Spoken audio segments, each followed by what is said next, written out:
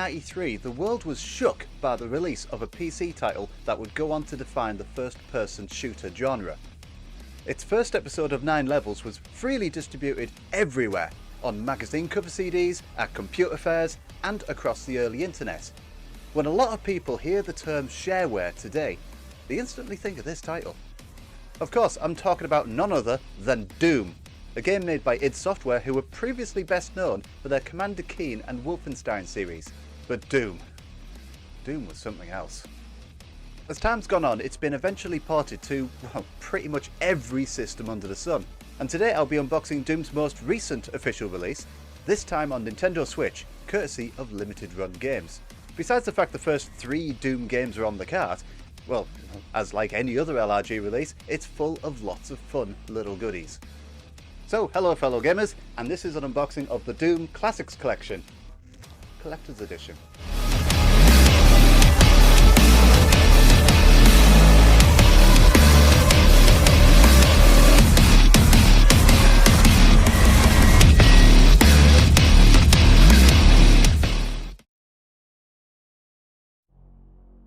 Alright, here it is. It's finally here. The Doom Classics Collection Collector's Edition for Nintendo Switch. Yes, that is its official name. I've been waiting 11 months for this ever since I ordered it.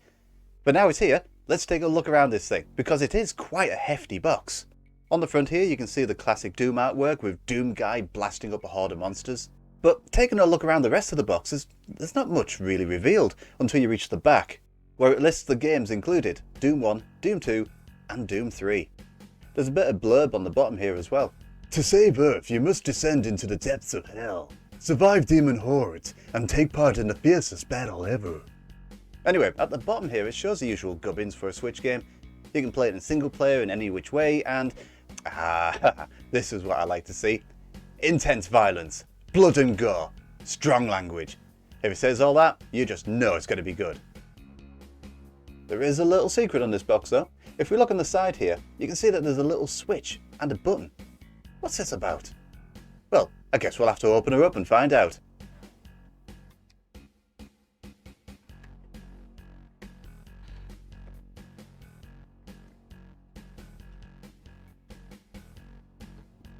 And the first item we pull out here is the centerpiece of the Collector's Edition, the Shadow Box. It features, as you saw earlier, the original Doom artwork, but it's spread out across 3 different layers, with the horizon on the background, Doom Guy and a bunch of demons in the middle, and a lone demon on the front pane. It's all made of plastic, and it certainly has a bit of weight to it, and it's rather sturdy, which is nice. What separates it from other Shadow Boxes I've seen though is this switch and button that we saw earlier. Flicking this switch here makes the Shadow Box light up, illuminating everything behind that demon on the first panel. And when we press the button,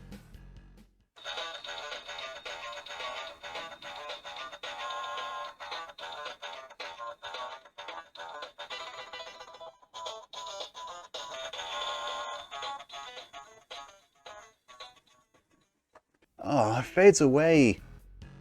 Yeah, sadly it doesn't play the whole thing, and it doesn't loop either. It just fades away, which is a shame. It runs on 3 AAA batteries, or alternatively, you can power it via micro USB. The rest of the box simply comprises of the Special Edition box. It's kinda like a PC big box game. It's got all the same graphics on the back, and it has a sleeve around it as well, but this also has plastic wrap around it. I guess we're doing this again. With the plastic wrap off, we can clearly see the holographic effect that's been applied onto the Doom logo here. And when you turn it around, it's also present on the back too, like across the Doom logos and across the outlines between them. A lot of people won't notice that, but I certainly did. It's a nice touch. Removing the outer sleeve makes this feel even more like a big box PC game. The little graphical details added to this box make it look and feel like a big box game from the 90s, with fake stamps and sticker graphics on the front. On the back it's pretty much the same as on the other 2 back panels we've seen thus far. They've kept very consistent with this, and I appreciate that. But one little detail I noticed right away on this was the barcode. It looks like it's all aged and worn out, as if the box had in fact come straight from the 90s and we're only just opening it now. It's a nice little detail there. Alright, let's take a look inside. Ooh, nice! We're greeted with the game and a couple of goodies.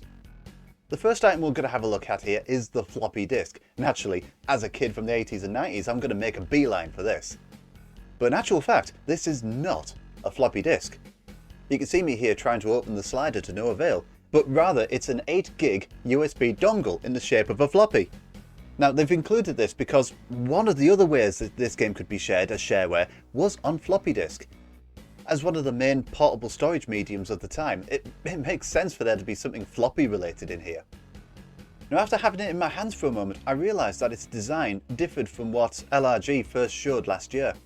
In their artwork it showed the USB contacts protruding from the top of the floppy behind the label, but actually this one had a little hatch beside what would have been the protected metal shutter. I was there for ages. I tried and I just couldn't open it up. It was just too difficult. The USB aspect of this was in there incredibly tight. I didn't want to apply too much pressure on it for fear of breaking it. So I had a bit of a hunt online in the hopes that others who have received this recently have recorded how to open the floppy. Marfy Black on Twitter was kind enough to show us all how to open this floppy without breaking it. Thanks to him, I was able to confidently open the USB part of this floppy disk. But it was still incredibly difficult. Plus, it is a bit awkward trying to connect this to anything with the USB port. I'm probably just going to leave this in its packaging. Still, moving on to the next little goodie now, and we've got ourselves a Doom Guy keyring. It's a rubber keyring in the shape of Doom Guy's helmet. Always appreciate a good keyring.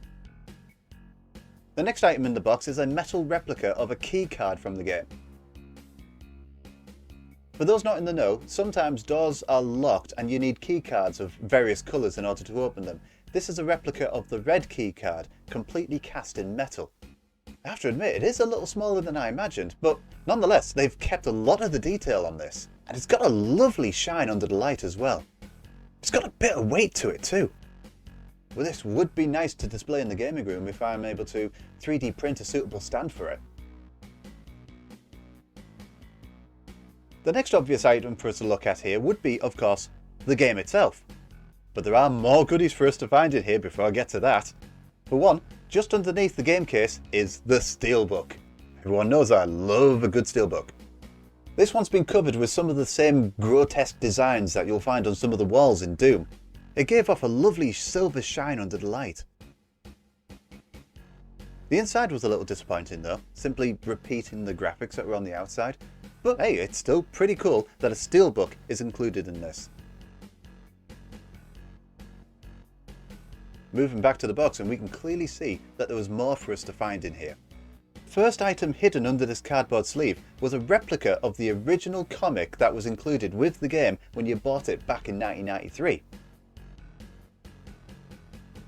I'd like to say it tells the tale of Doom Guy and the events leading up to the start of the first Doom game, but no. It appears to just be a side story to the game at the very least.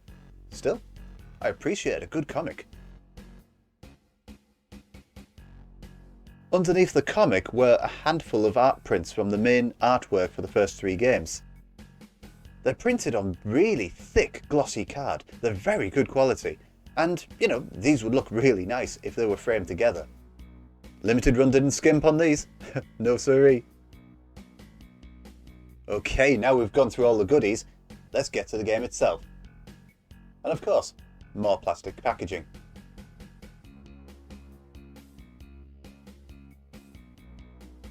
There's not much to report on the rest of the outer case of the game. It looks typical for your run-of-the-mill US release. And of course the same details are on the back of this as there is on the rest of the rear panels we've already seen. But alright, let's take a look inside. Did they include another printed manual? Of course they did!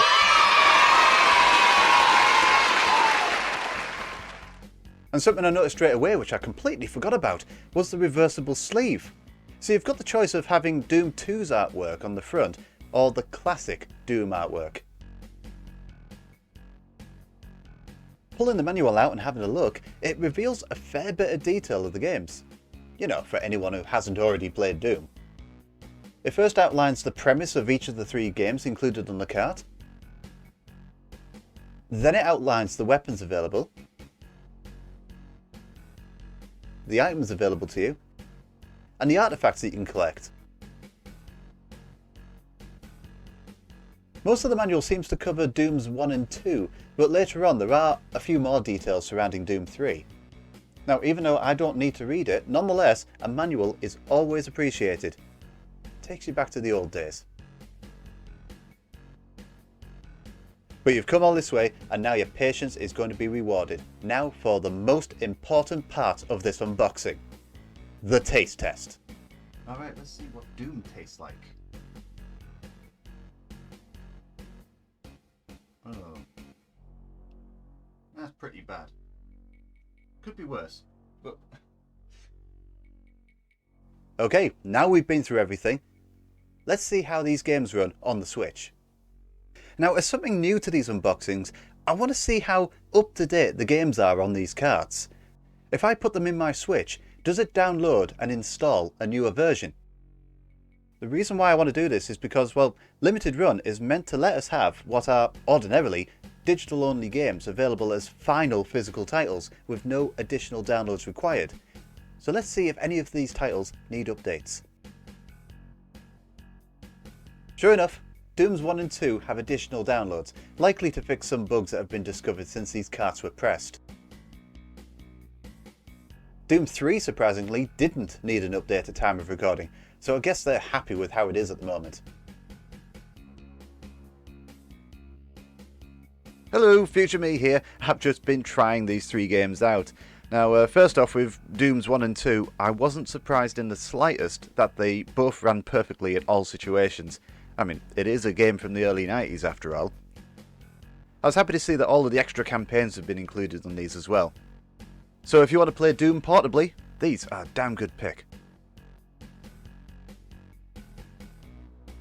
Doom 3 looked really impressive too. Well, for a 2004 release anyway, and it offers us a 16:9 aspect ratio right out of the box. Although, there were a few times where the frame rate dropped quite a bit, as you can see in the infirmary here. I guess we'll be due another patch to smooth this one out. For the time being though, it's still very playable. So there you go, that was everything that was included in the latest collector's edition of Doom.